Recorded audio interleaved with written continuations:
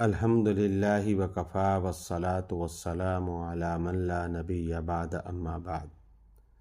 ان بے شک رجلاً ایک شخص نے قال کہا للنبی صلی اللہ علیہ وسلم آپ علیہ الصلاۃ والسلام سے اوصی وصیت کیجئے نی مجھ کو۔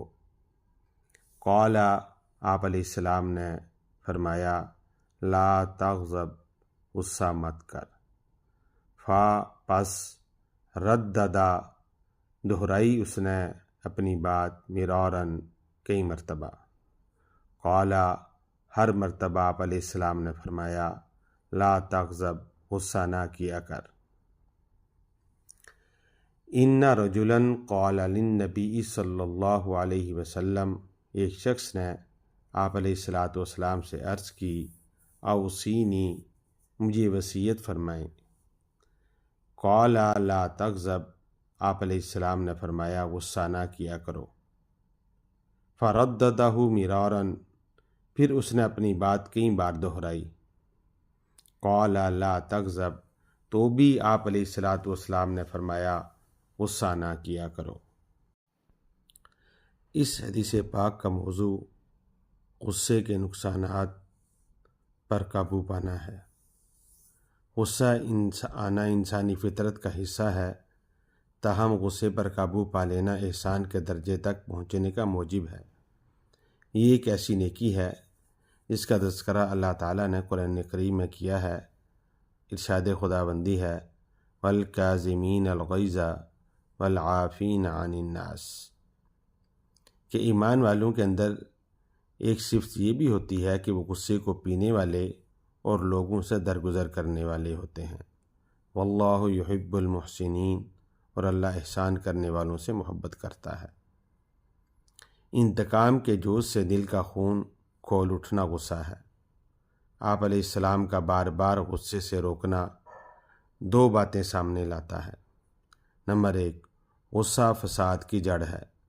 نمبر 2، غصے سے بچنا نیکی کی بنیاد ہے۔ غصے سے بھرا انسان مختلف گناہوں کا مرتکب ہوتا ہے، مثلاً گالی گلوچ، مار پیٹ، تہمت، الزام تراشیاں، قطع تعلقی وغیرہ، اور بعض اوقات غصے کی وجہ سے طلاق و قتل جیسے انتہائی سنگین نتائج ظاہر ہوتے ہیں، اور یہ تمام اعمال اللہ رب العزت کے ہاں قطعاً ناپسندیدہ ہیں۔ غصے سے بچنے والے یا غصے پر قابو پانے والے میں تحمل و برداشت، صبر، عفو و درگزر، خوف خدا وغیرہ جیسے اوصاف پیدا ہوتے ہیں، جو کہ اللہ رب العزت کے ہاں انتہائی مقبول اور پسندیدہ ہیں۔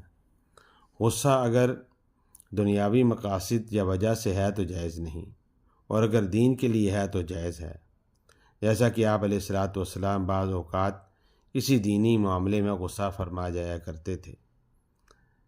آپ علیہ الصلاۃ والسلام نے غصے سے چھٹکارا پانے کے لیے اعوذ باللہ من الشیطان الرجیم پڑھنے کی تاکید فرمائی۔